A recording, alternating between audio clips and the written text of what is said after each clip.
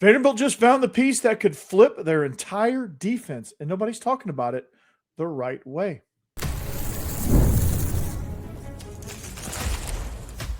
You are Locked On Vandy, your daily podcast on the Vanderbilt Commodores, part of the Locked On Podcast Network, your team every day.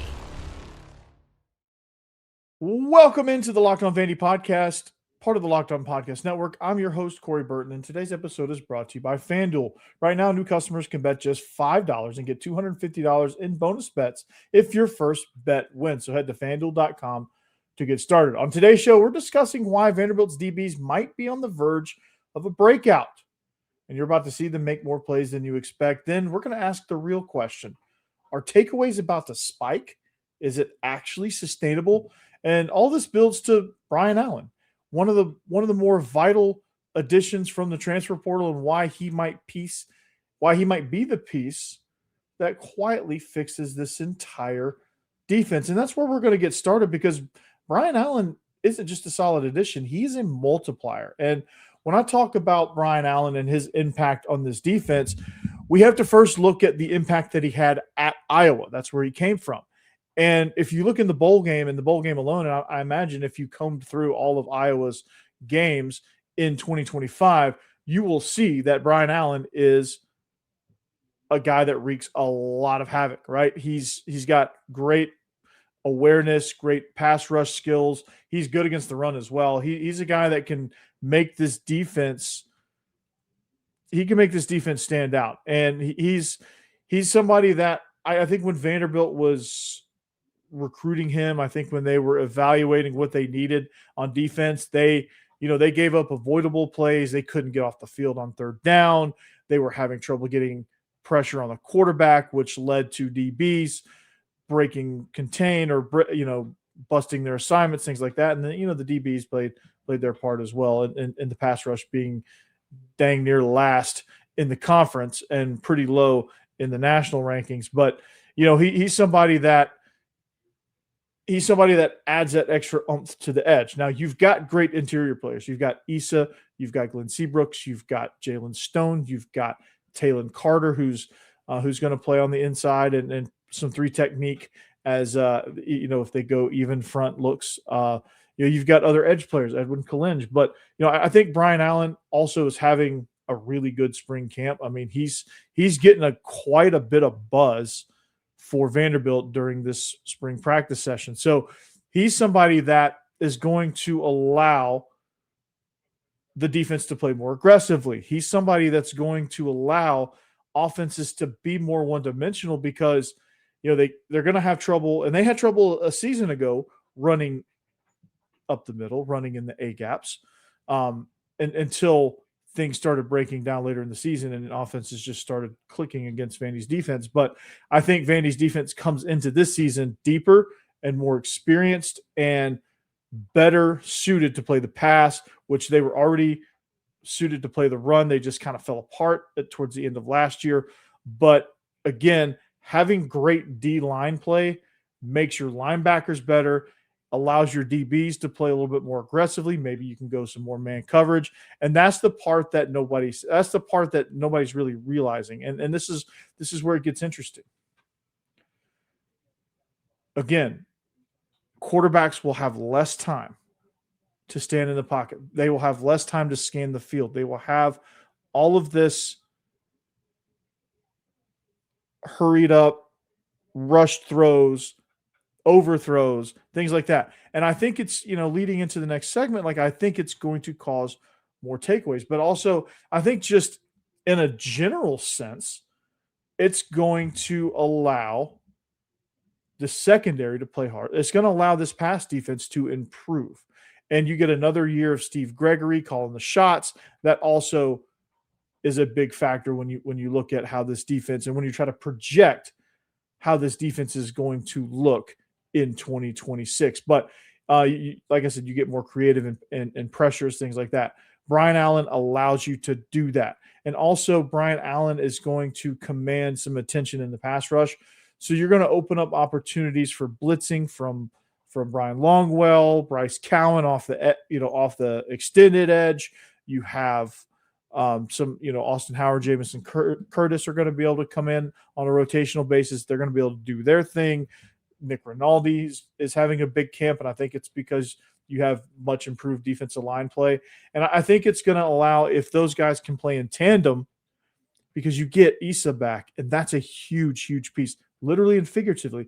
That's a huge piece to this defensive line. So when you look at the way this front seven is going to be constructed, I think you're already tough against the run.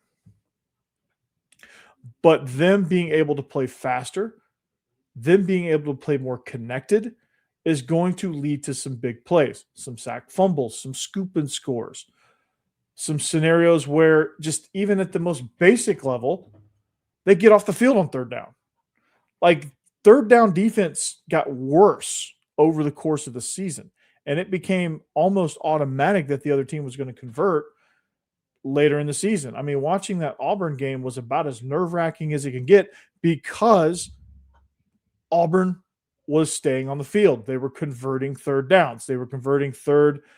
They were almost, I mean, I don't know what the exact stats were. I'm not going to look them up, but it felt like they were almost perfect on third and 5 and less.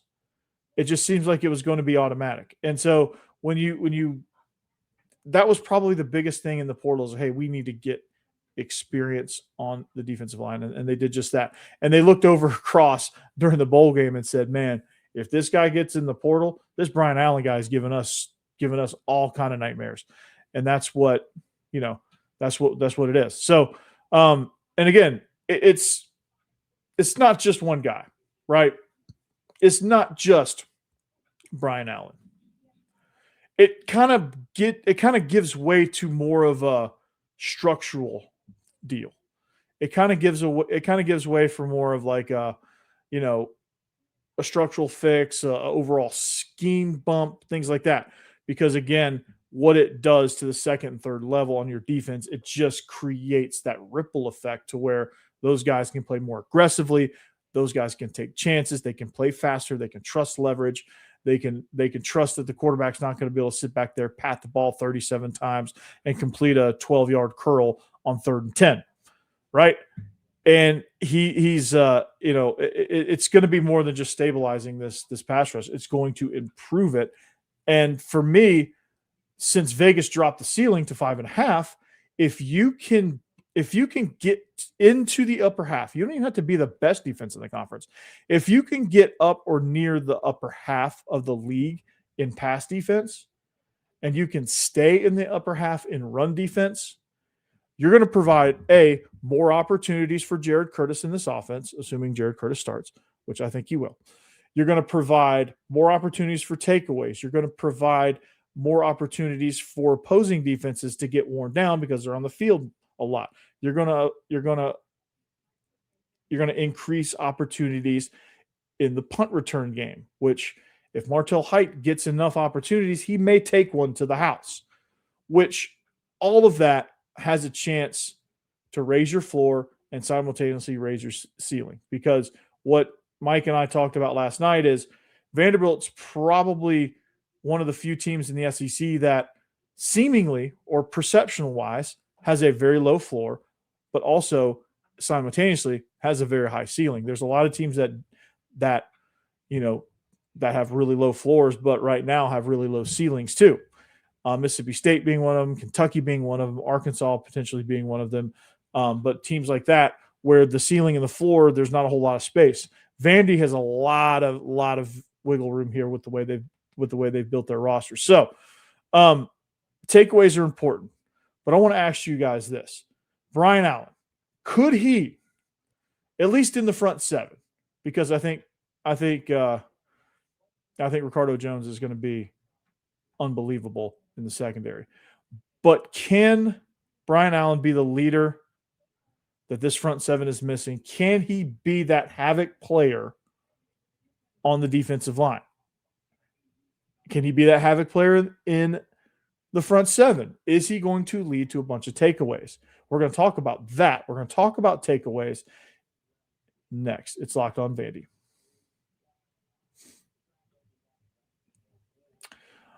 All right. The NBA playoffs are here with where every possession matters, every matchup is magnified, and every game can swing a series. And right now, FanDuel is giving new customers a great way to get in on the action. Here's what I like about it. You can bet just $5 and get $250 in bonus bets if your first bet wins. This app makes it easy to follow the action with player stats, trends, and matchups all in one place. And during the playoffs, the extra insight really matters when you're looking at stars, role players, and key moments. It makes the entire playoff experience more engaging from start to finish.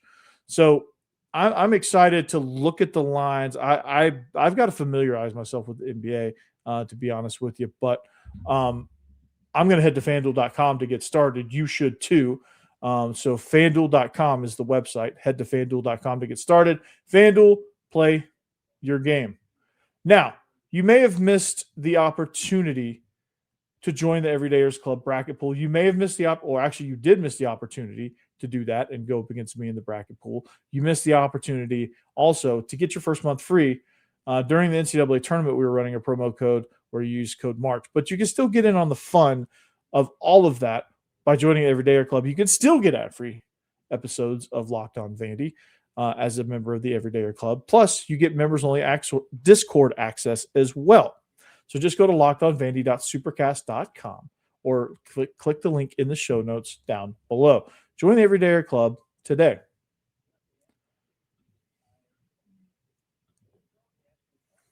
Thanks for making Locked On Vandy your first listen. Thank you for making Locked On number one. Thank you for making this part of your day. Now, we were talking about Brian Allen. And where did we get Brian Allen? Got him from the portal. This is an important piece here. And this is something where if you're looking at this defense from an improvement standpoint, if you're looking at what is most important when you're talking about Vandy's defense, is not necessarily yards allowed. It's takeaways, third down defense, pass defense, all of those things, right? We talked about pass defense, but takeaways, they aren't random, and they've been told they're for too long, right?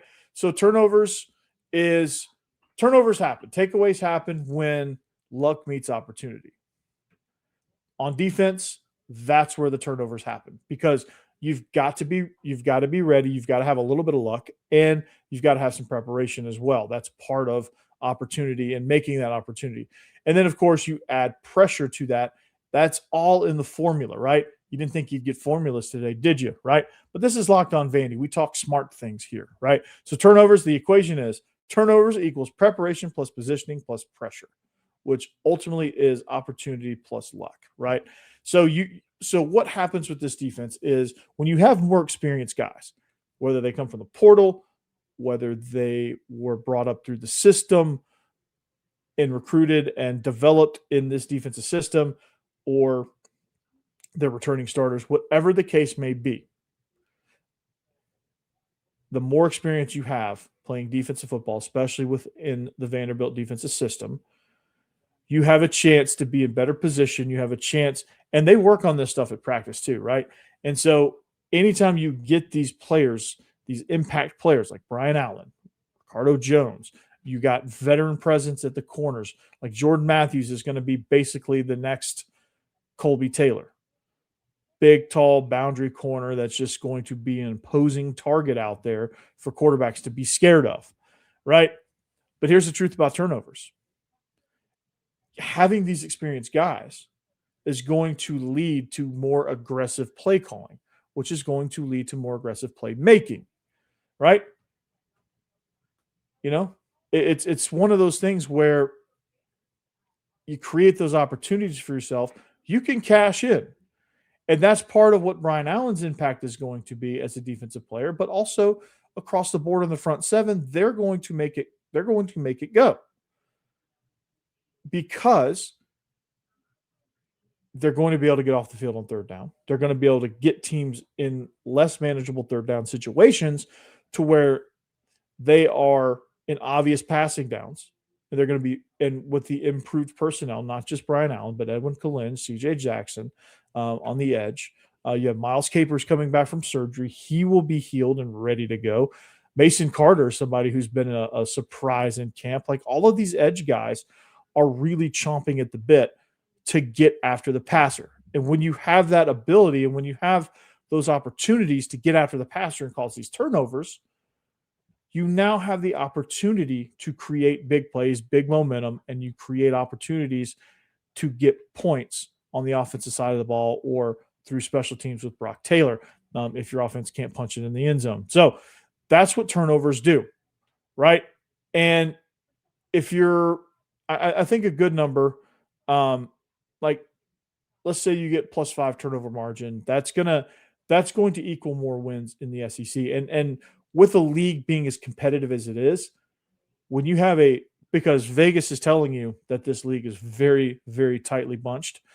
You go from 9.5 to 4.5 on the win totals. Like that is a tight bunch for 16 teams to be all within that range, which tells you that these teams are very close. The margins are very, very close. So the difference in those margins is creating those turnovers. How do you do that? Well, you recruit players, you recruit experienced players that have experience doing these kind of things, athletic players that can win their one-on-one matchups, and you put them in positions to make those plays. And then when they make those plays, you capitalize and you continue making those plays, right? So it's just, again, it's opportunistic opportunities. That sounds very redundant, but you have a chance to be an opportunistic defense, maybe just jump on those takeaways, things like that, take advantage of those situations. You get them in 3rd and long, better capitalize. You get the quarterback hurried, and he floats one up there. Ricardo Jones picks it off, pick 6. Here you go, to the house. Kobe Sellers gets in the game. He picks one off. Jordan Matthews, they try him. He picks one off. Or Brian Allen gets a strip sack, or TJ Jackson gets a strip sack. Issa kills a running back, and the running back coughs up the ball, right? It's those things. And what I'm excited about as well is not only Brian Allen, but you get some really disruptive defensive linemen on the interior. You get guys that can push the pocket. So quarterbacks, I think last year quarterbacks were able to step up a little bit. They were able to break contain. They were able to do a lot more against this defense, but I think you've got more quantity and better quality. And that combination is going to ensure that opposing offenses can't take advantage of those situations. They can't step up into the pocket and they can't make those plays. Taylon Carter, Issa, Glenn Seabrooks, Jalen Stone, Aaron Bryant, like all of those guys. Nikhil Jefferson, Daryl Campbell, I think have a chance to get in on that rotation as well. Edwin Colinge being a defensive end. Like you've got these interior guys too. And sometimes if you want to go like faster personnel, you could go like a lightning group where you have all your defensive ends across the board and you just flat get after the passer. Like imagine just being able to push the pocket and quarterbacks just can't go anywhere and they just get engulfed. That's the kind of things that happen when you have great talent up front. And I think this is the best talent from a depth perspective that they've had since Clark Lee's been there. This is what he's been building towards, right? This is year after year after year, you get a little bit better, get a little bit better, a little bit better. Like I think getting on the cusp of the college football playoff, I think that changed a lot of things too. Structurally, it changed a lot of things schematically, and then the way they recruit, all that stuff. I think there's a lot of things that they were able to pitch to these recruits. Like, I don't know that last year, coming off of 2024, I don't know that Brian Allen would pick Vanderbilt this time a year ago.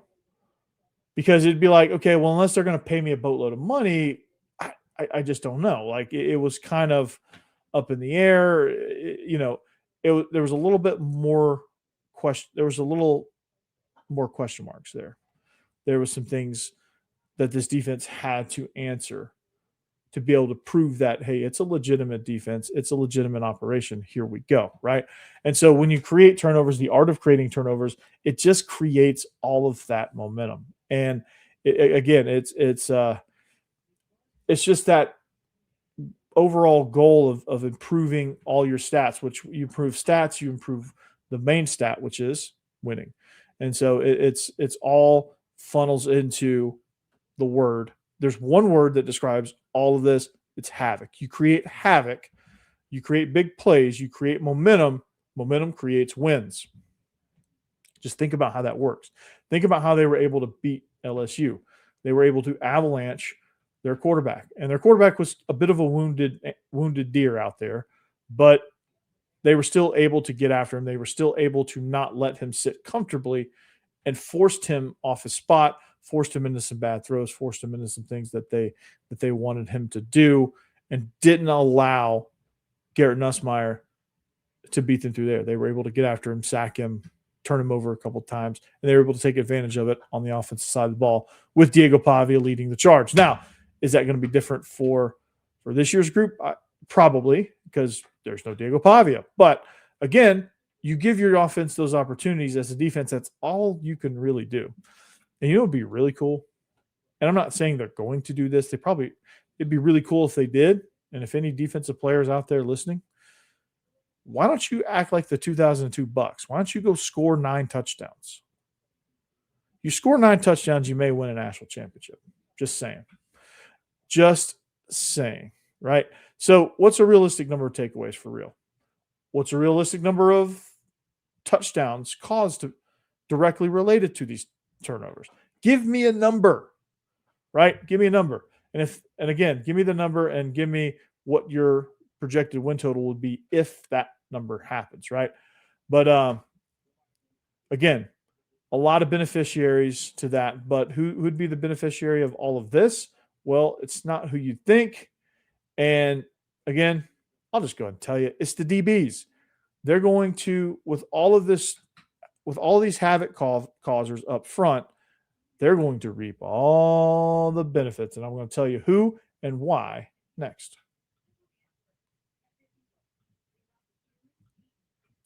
What if sports were traded like markets? Now you can put your sports IQ to work in real time with Robinhood prediction markets. It's not you against the house. It's you participating in a live market. You can buy or sell your positions live all game long. Use your sports knowledge in the moments that matter. Robinhood prediction markets changes the game. It's people moving the action. So when momentum shifts, you can move with it. I always knew the game, but never had a dynamic way to apply that knowledge. Now I can actually take part live in a market powered by people. You're no longer just a spectator, play-by-play. You decide. Trade every play with Robinhood. Now available across the U.S. Download the Robinhood app now to begin. Futures and cleared swaps trading involves significant risk and is not appropriate for everyone. Event contracts are offered by Robinhood Derivatives, LLC, a registered futures commission merchant and swap firm.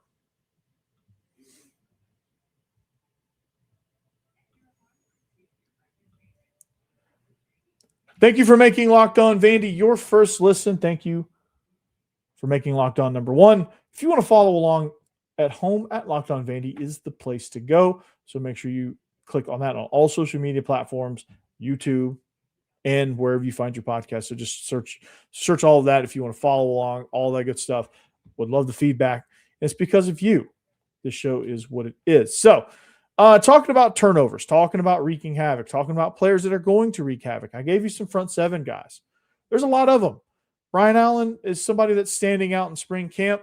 He's on the defensive line. He's the edge player. He's going to be a wrecking crew, and he's going to help others be a wrecking crew. He's not a one-man wrecking crew, but he's going to be a disruptor. But again, better structure doesn't just fix problems. It creates playmakers. And that's what you've seen over the course since the overhaul. That's what you've seen this defense gradually do. It's creating more and more playmakers. And then you attract playmakers, and they develop into even better playmakers, right? So, but I want to focus on the DBs now, because anytime you make some overhaul and anytime you get some guys that can affect the passer on the front and in the front, it always has a positive effect on the back. It always has a positive effect in the secondary. It allows these DBs to play more aggressively. It allows them to play loose. It allows them to know that the quarterback's not going to sit back there, pat it 37 times, and deliver a strike to the sideline on a comeback route that they had no chance of covering because there's no pressure on the quarterback. Now, throws are going to be a little bit quicker, probably rushed. Throws are going to be more errant, meaning less accurate. Throws are going to be – there's going to be some mistakes because there's going to be some quarterbacks, especially some new quarterbacks, that aren't going to know and aren't going to be able to react fast enough in certain situations against this defense and against the speed of an SEC defense. So your DBs are going to, they're going to reap all the benefits there, right? But last year, let's just where we're coming from. They played hesitant. They overcompensated. Sometimes I think there was a lack of trust in the system. Sometimes I think the lack of pressure on the quarterback allowed teams to find open zones, right? You have an improved structure. You have playmakers like Brian Allen, who's just one example. And you're going to create more opportunities. You're going to create more opportunities in the secondary to create pass deflections, pass breakups, and most importantly, the havoc stat, INTs, more interception opportunities, right? You can disguise more. You can jump routes. You can play tighter coverage. You can play probably more man coverage. You can mix some things up. You can bring more heat that way, right? There's a lot of things that when you have an improved structure, an experienced structure, that you can do from a play caller standpoint, right? And it's confidence. It's defenses playing with more swagger. It's defenses playing more confidently. It's them anticipating better because they can, because they're not having to sit back. Like I think you're going to see a more aggressive defense. I think you're starting to see that. I think Vanderbilt's defense, Clark Lee and Steve Gregory, they were starting to get there. But I think it's going to be because they're more decisive. They're going to appear faster. They're going to fly around. They're going to hit. They've got guys that can do it. So who do you think is going to benefit the most? I think it's going to be Ricardo Jones. He is the ACC interception leader at Clemson, had 6 as a free safety. I think you're going to see him able to jump more routes. I think, I don't think they're going to target Jordan Matthews a whole lot. He's a big presence over there on the boundary. I'm not sure that in those type of situations, they're going to really come after him a ton. I think with just space, they might attack the field more. They might attack Martel Hight more. But here's the thing about Martel. With him moonlighting on offense, I kind of think that did hinder his development as a corner. But he's going to come back. He's healthy. He's having a good camp. He's going to be competitive. And honestly, as a defense, I don't know what you do. Or I mean, against this defense, I should say. I don't know what you do when you attack this defense because all the options seem, it just doesn't seem good. I'm gonna throw to Jordan Matthews. Okay, what's going to happen there? He might jump one and house it. Okay, I'm gonna go take a shot at Martel Hight. Well, he's good. He's quick and can flip and turn and react quickly.